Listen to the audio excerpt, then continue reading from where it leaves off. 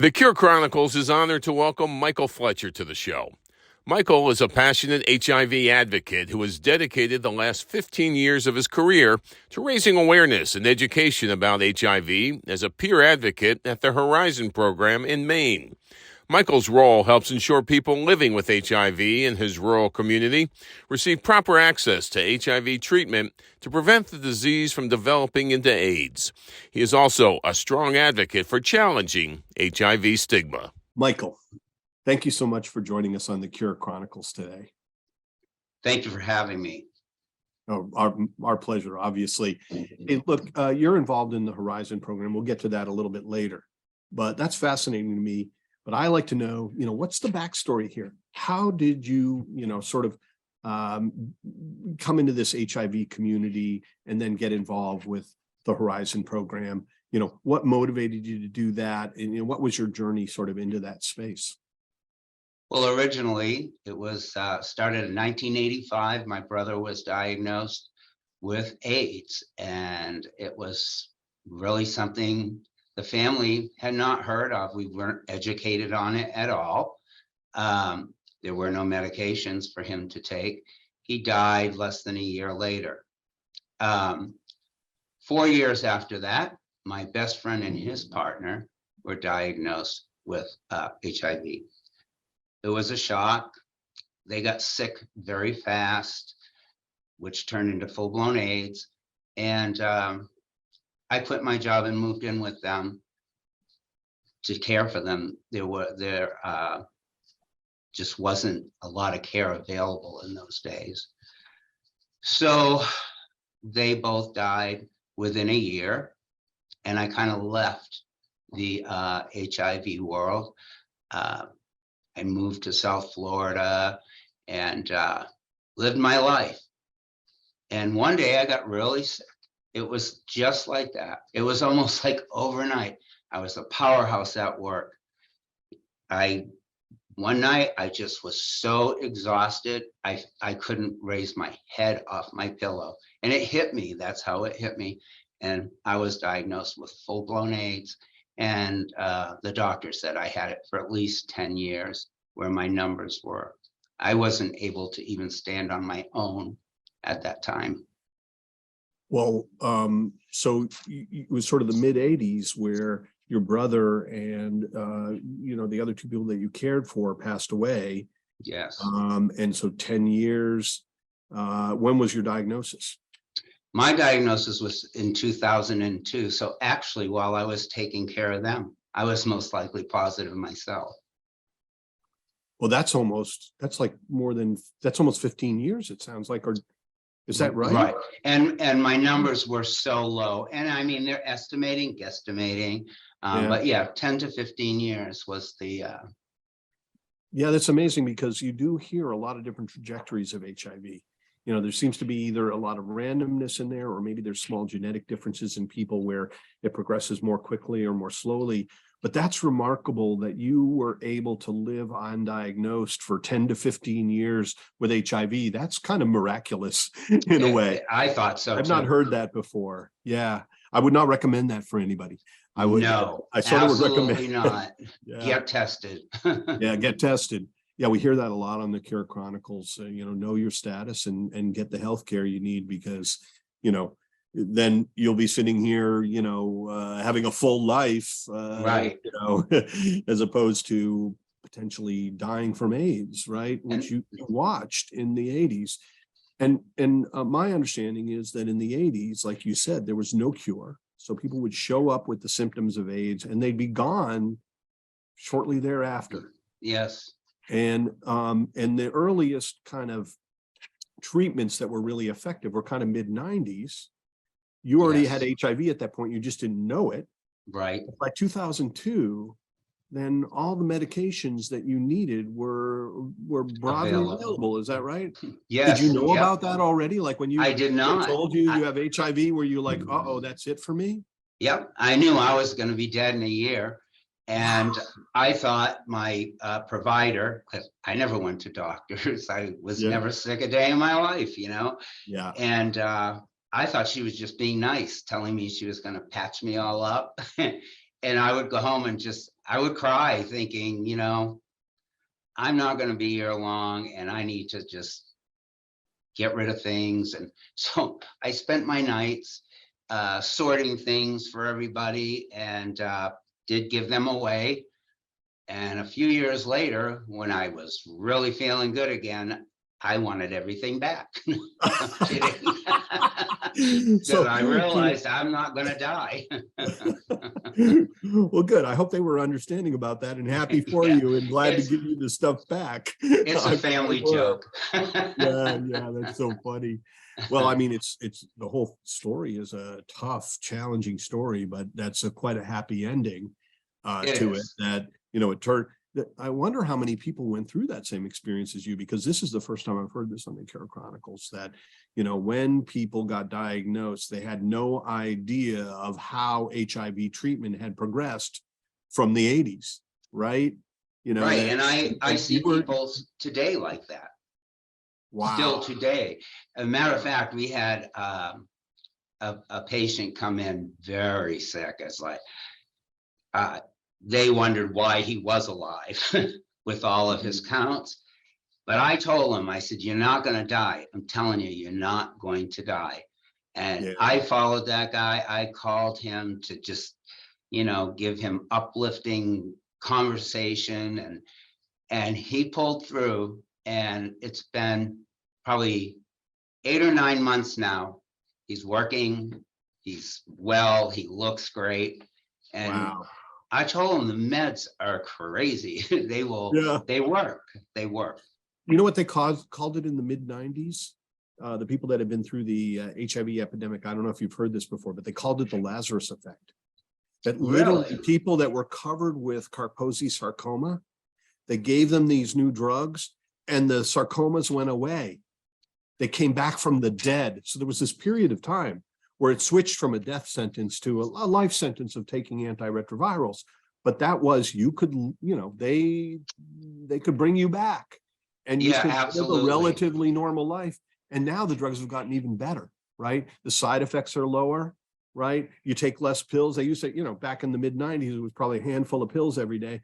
Now it's one pill, you know, and you know, you essentially have probably a similar life expectancy to everybody else. Anybody else. Yeah. Funny that that you say that, because it just really makes me think back of where I started and where I am mentally today. Well, tell us about that. I think that's really interesting, because you went from, you know, crying and sorting your stuff to, you know, doing something really like fulfilling in the Horizon Project. And so it sounds like this is kind of core to your journey here. And I think it's a fascinating aspect of your story. It is. And, you know, when I was first diagnosed and got right into care, nobody could know. I mean, back then, especially, even more so when my brother was sick, you could be thrown out of your apartment if you were found to have AIDS. So you went from, you know, that situation to, you know, at least it wasn't, you didn't have to hide it quite as much as your brother did, right? You know, like at least your doctor was like, hey, don't worry about it. It's like, we got a treatment for it. Right. But you still, you know, you didn't believe it at first, did you? But now you're in a totally different situation where you're telling people that they're going to live.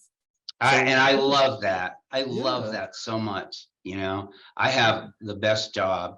You know, I can give food, produce, warm socks, gloves, and that we purchase with our 340B money.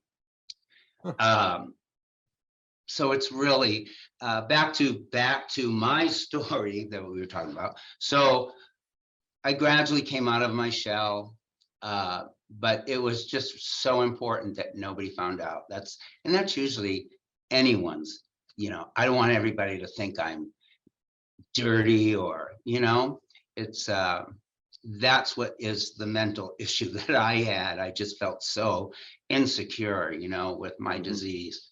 So I moved to Maine. I think it was 2006. I'm a Floridian. I did not understand my partner wanting to move where it snowed and you had to shovel. So that was the first thing I said. I don't shovel. But so I came up here and it's like so rural. I have never lived in such a rural place in my life. And I just happened to be at a function and met this woman, Nancy, and she talked to me. She worked here at the Horizon program. She said she was a peer advocate. Well, I didn't know what that was, but when she explained it, I thought that is perfect for me, to just, give what I didn't have. I wish I would have had a peer advocate, Yeah. And it has just led to, me. I was a server in Orlando, and since I moved to Maine, I've traveled to Washington several times, Montreal, Miami, as an advocate to conferences where you can network with other people. And it's just, I can't believe this is me today. When I think of where I was sitting in a dark room crying, I think today that, wow. Wow, from hopelessness to sort of inspiration and fulfillment. Yeah, right? It absolutely is. And you're helping people along that journey to hasten that, right? You're now that person that they meet in a lot of cases. It sounds like in rural Maine, maybe it's not as widespread the knowledge that you're imparting to me right now, right? Or that, that I've learned through the Cure Chronicles, but you're actually helping to spread that in rural Maine. Is that right? There are cases up there and people that are feeling desperate and that I'm very lucky. I have known most of our patients for 15 years. So we have a great rapport. We have like dinners that they come to just to get out and not be isolated. And I have so much fun with every one of them. I mean, we're just, it's like we're in the same place, a piece of us, we are all positive. Yeah. It's like a band of brothers and sisters, right? And it makes a common difference. challenge. It makes a difference when you just want to be comfortable, and we can be comfortable with each other. Well, that's interesting. So the comfort, right? So you've created this great environment for all those folks, right? You're getting together and you have like community, you have support, you have, faith in your future, you have, sort of a positive attitude, another form of good positive, right? That's the point, is that you can be positive and positive, right?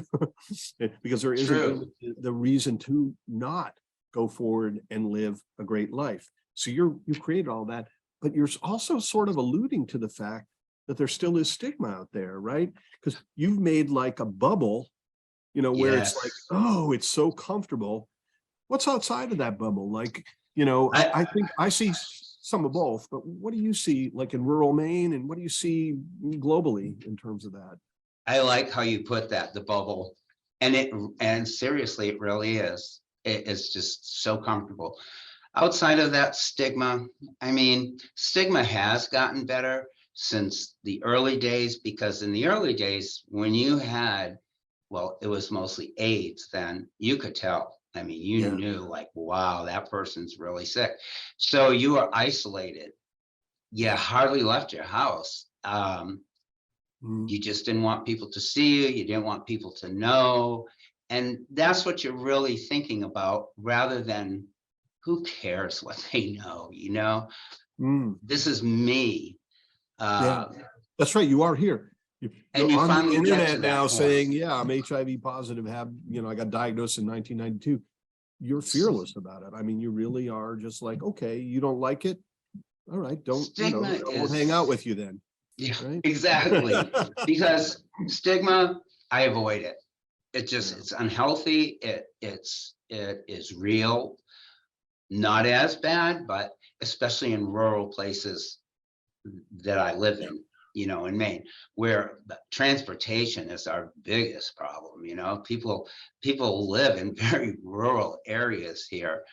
And that is the reason for our newsletter. One of our employees, Tammy, she does the newsletter. We all chip in with articles and stuff, and she puts it all together, and it keeps everybody connected. If we're going to have a function, everybody knows about it. And we somehow get them rides to our They functions. all sort Those of that come want in to from come, all we over all pull rural Maine together. and gather. Yeah. Can you pick up so-and-so? Can you pick up? It's like a little family here. It is. It actually reminds me of like rural religious, organizations, right? The ones that are, that are really about community, right? Because it's true. Think about how much you get out of that. I mean, isolation just in general is just not healthy, and it doesn't it lead isn't. to happiness, right? We need connection, and it sounds like you can, in the early days, you can end up being a self-imposed isolation or living in a self-imposed because you're so scared of the reality of facing, right? The fear. And then you sort of came out of that, fortunately, you met a doctor right away who said, no, it's not your brother's AIDS that you've got, right? Now we have treatments for this that are going to just put you right back to, kind of a normal life. What do you want to do with the rest of your life? And then you happen to have found something that you really enjoy, it sounds like. I mean, I just see it, the smile on your face when you talk about, getting together with these folks, helping them, bringing them clothes, food, whatever. I mean, that I get it. I think there's, in some ways, humans who have empathy get tremendous reward out of service. I sleep so good at night. Yeah. I do, for that reason. Right. You don't need a Lamborghini to be satisfied, right? No, you don't. You could, but connection and meaning to your life, an ability to improve other people's lives can actually be, a source of great happiness. And I can just see it on your face, which is remarkable. And I tell you, too. This place makes you happy. It really does. Really. We just all have, it's really, if I have to go to work, this is where I want to go to work. I have as much fun here as I do my other activities outside of work.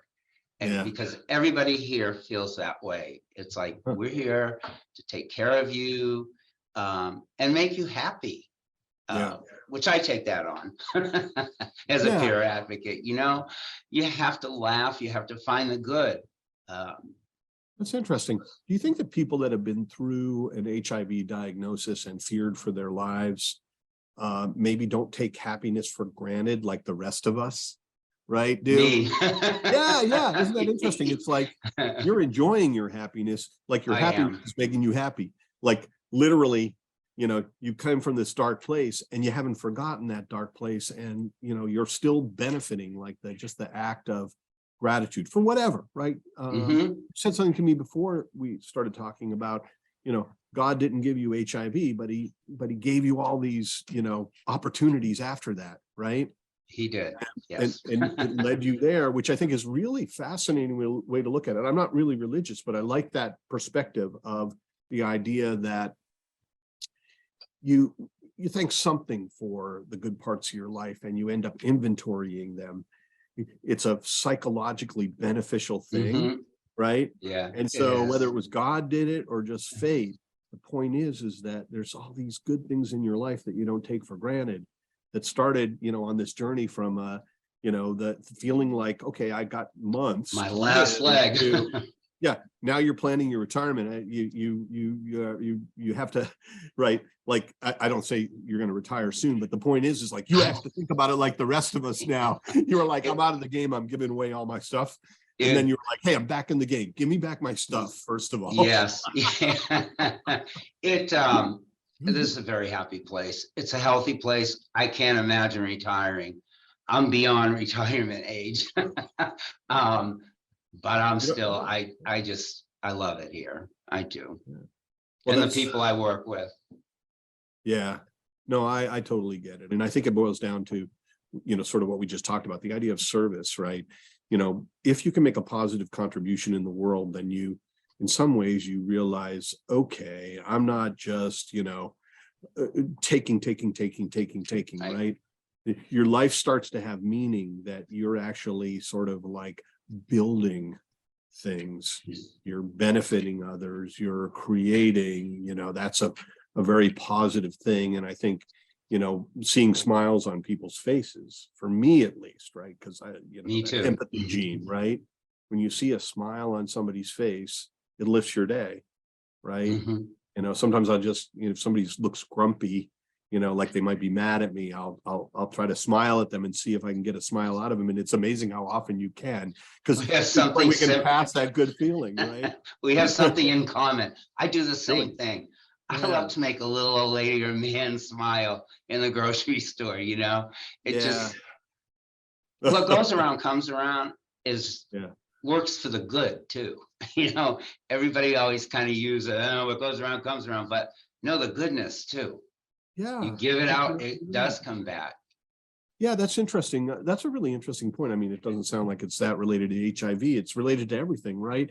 And that is, we're putting out stuff, right? We're putting out feelings, and the people around us react to those feelings and reflect them back. And so we do have the ability to have a great influence on our, immediate environment just by our attitudes, right? So you have this stellar attitude, right? And and so you exude that, and maybe not everybody's going to turn around and smile at you, but bet you a high percentage do, right? Or they'll think about it. They'll think about it. At least. Yeah.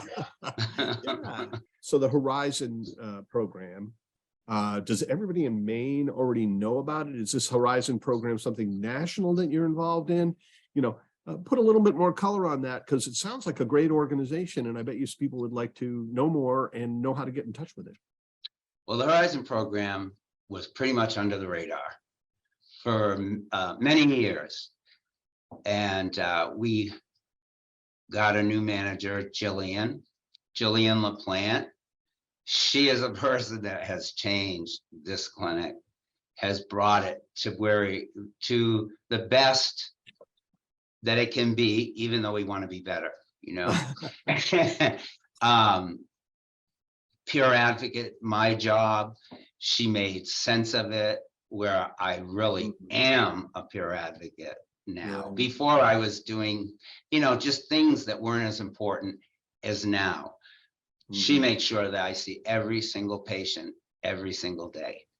Yeah. And it is just great. We have massage, acupuncture here available to our clients, and as I said, all the food items that we can give.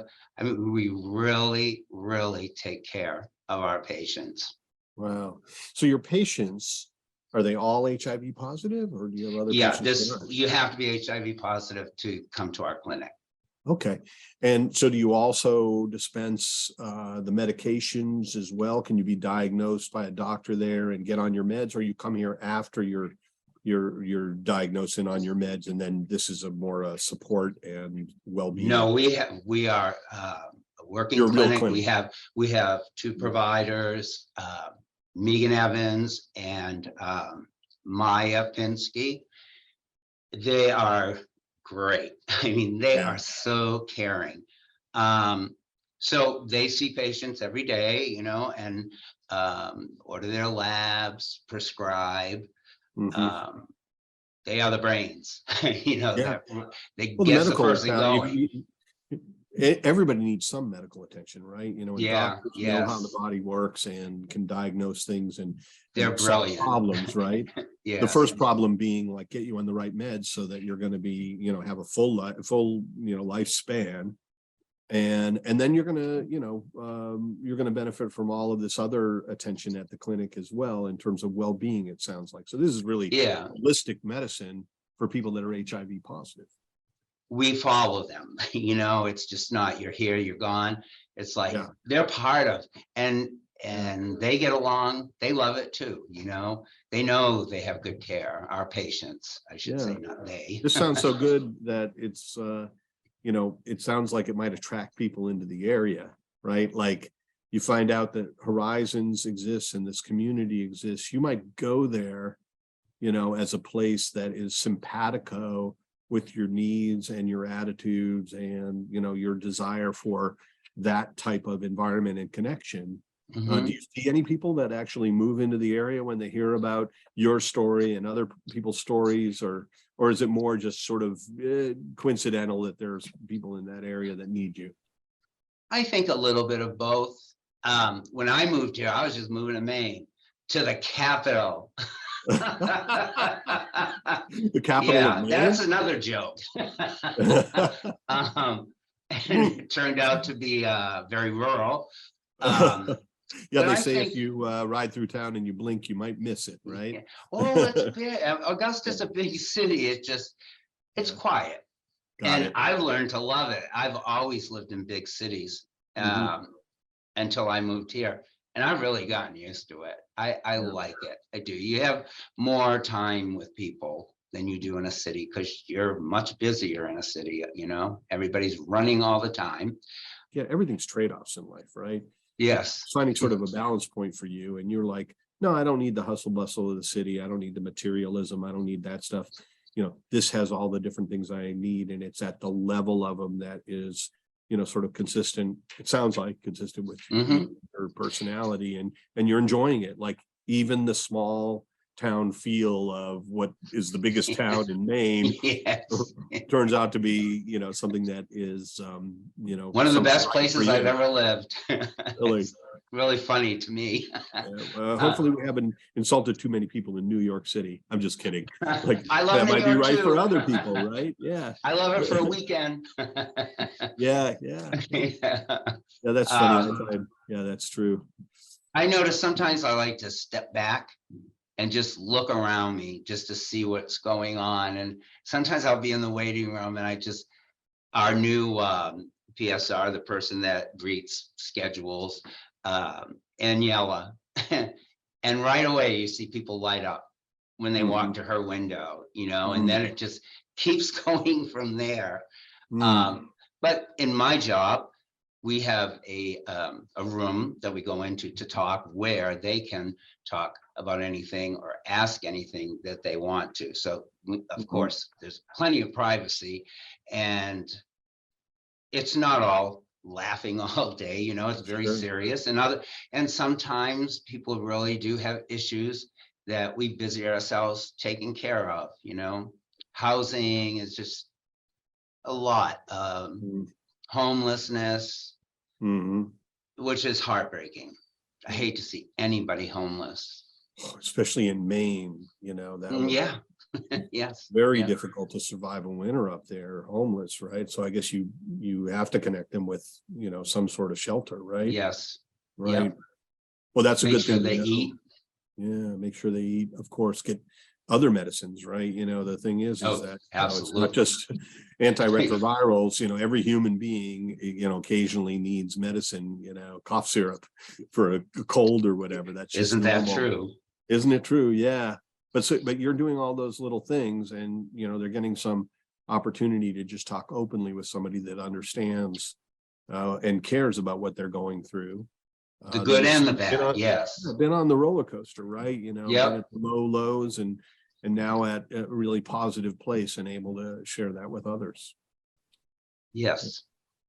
That's Um, terrific. Yeah, I think, yeah, did you, please, if you have something to add to that, I would love to hear.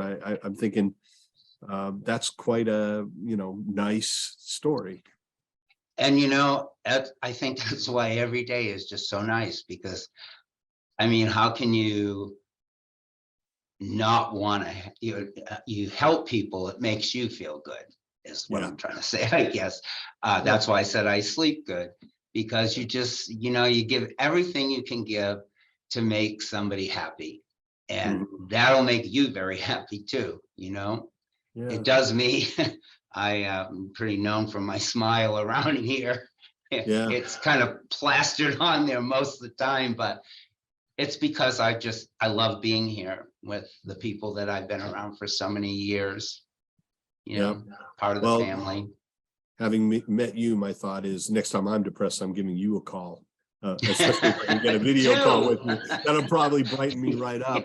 Right. It's like everybody goes through that, right? Everybody has dark Yes, days, and it's really everybody nice to does. meet a positive person who, you don't have to have HIV to have ups and downs in your life, be depressed or homeless for Absolutely. that matter.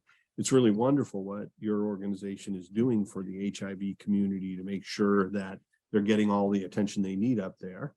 And that you're also, it sounds like you're going out to other places and being an advocate as well, going to conferences in Montreal and DC you were mentioning. So, you're spreading some of that experience and that, philosophies and strategies, tactics, successes, whatever it sounds like. And do people like you trade information when you get out to those conferences to Oh, a make lot of networking? networking. That is the best. That's the most fun of it. Is networking with other peer advocates from around the country. Yeah, I love that. And you learn. I mean, that's where you really learn the most, is at conferences. Well, fantastic. I mean, it's a uplifting story from, sort of hopelessness to joy, right? It's like, that's it's a story you hear surprisingly often in the HIV diagnosed, community. But I think that you cannot tell that arc enough so that people don't lose hope. And also that they understand, that people are living with HIV with very little consequences. You're here after thinking, you can't tell anybody. My brother would have lost his apartment if he'd mentioned it, right? And you're here like, on the internet and, we found you. So obviously you've been open about it before.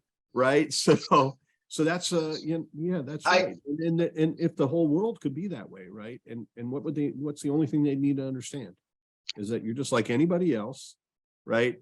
And your HIV is not contagious whatsoever because you're controlled on antiretrovirals. So you're no danger to anybody else. Nope. You equals you. Any type of job, and nobody has to worry about that. And that the more they accept you as just another person, the more they can benefit from that smile. Well, this is the first time, actually, I'm not really all out there. This is the first time I've ever done anything like this. I asked permission to print a story, an article for our newsletter that was in the Chronicle. I emailed her and I told her a little bit of my story, which I just don't know why. I just felt like it. And I was explaining to her how important it was. And that's how it started. She was like, would you be interested in doing I was like, wow, I never did that. Yeah. Wow. So I'm not really all out there, but here we go. Wow. It's time. I gotta say, we're honored to be at your national coming out party. Thank you. Long overdue. And from all the Cure Chronicles that I have seen, for the people that don't accept that, hey, all right, who cares, right? And for the people that have empathy, for the people that are sharing that challenge of being diagnosed, Right. This is a really valuable thing to connect, as human beings to one another. And I love it. I love the story. I thank you so much for thank doing you. This. Yeah. I'm so happy I got to do this. I really am. Oh, well, that's really nice of you. I'm glad it was a good experience for you. And it was certainly informative for me. I learned some things, some additional things, and I got a chance to talk about a lot of things that I care about. This whole idea of just human to human connection, empathy, spreading joy, receiving joy, having gratitude for the good things in our life. I mean, I just think that just applies to everybody, and it's amazing how often, it's amazing how often that whole theme comes up in conversations with people just like you. So thank you. Thank you.